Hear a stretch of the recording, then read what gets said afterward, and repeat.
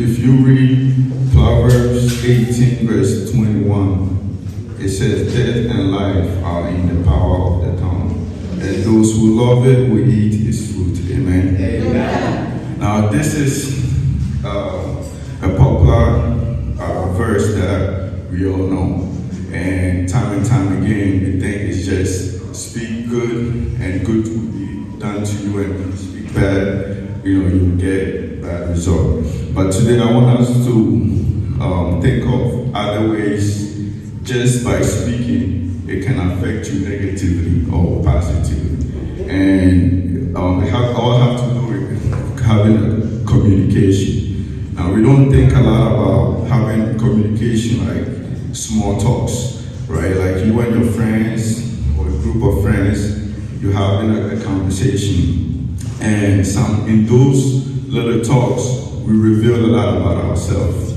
All right, so it could be we having a talk, like for instance, me and my friend, we're having a small talk, and during that time, subconsciously, you don't think about it, and you might be talking about your wife in a way that at the end of the day, somebody will use that to disrespect it, or even your family. You might reveal saying things about your family without even knowing, and you think you're talking to your best friend or somebody that you have a close relationship with.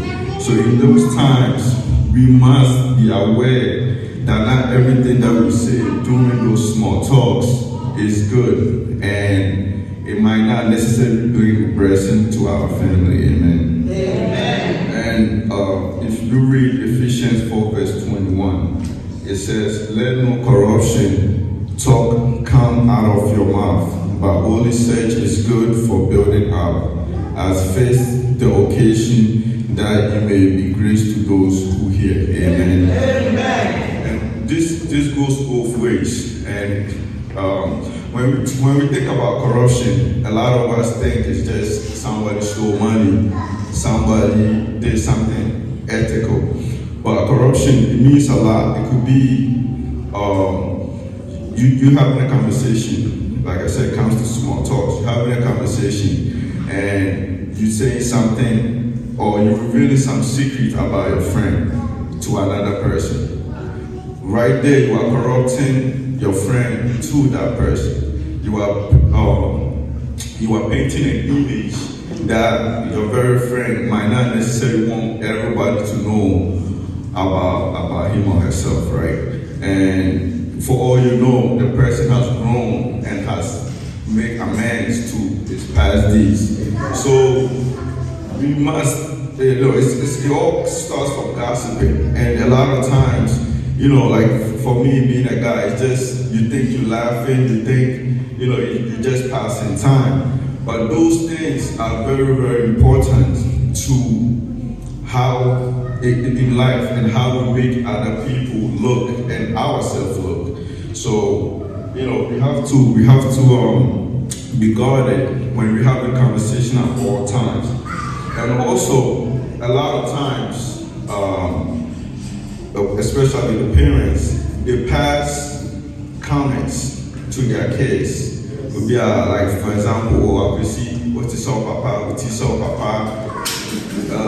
Those little insults, even not necessarily comparing to their father, but that's also corruption, because you are planting a seed in the kid's head that in the future it might not necessarily manifest into something positive. And a lot of times we wonder why some kids, if they get to a certain age, you're trying to change them, they don't change.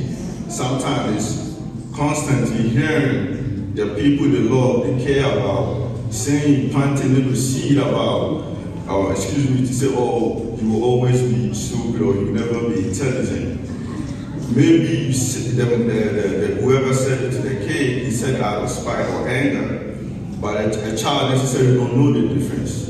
And believe it or not, those things kids act on it. People grow up and they will say, oh, I never knew I was smart because during all my life I've been told I've been stupid. So those kind of things, we tend do it.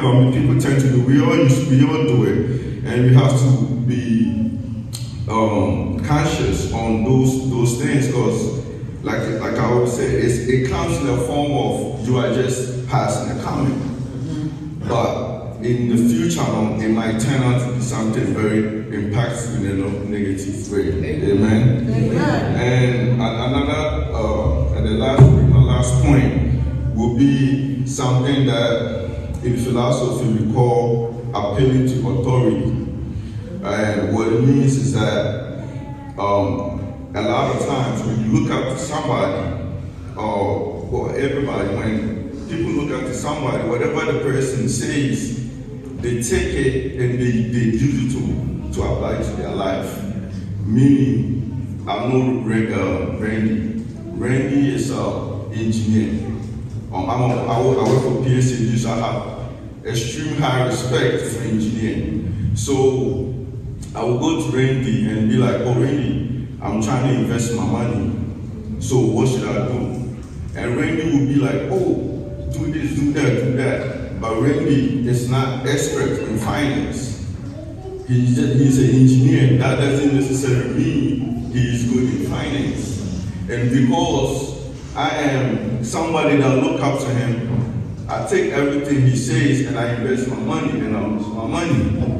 Now I can't go back to Randy and be like, hey, Randy, you gave me a bad advice. Now I keep it in me, and it makes our relationship become a very bad relationship. Because one day I will explode, or I will tell somebody that, oh, this guy, he don't know anything. Don't ever go to my advice. Now I'm corrupting Randy's image. So rather, what Randy should do, or anybody, if somebody have a high esteem or high respect for you, and they ask you for something that you don't necessarily have an expert advice, the best thing you do is to direct them to the proper source.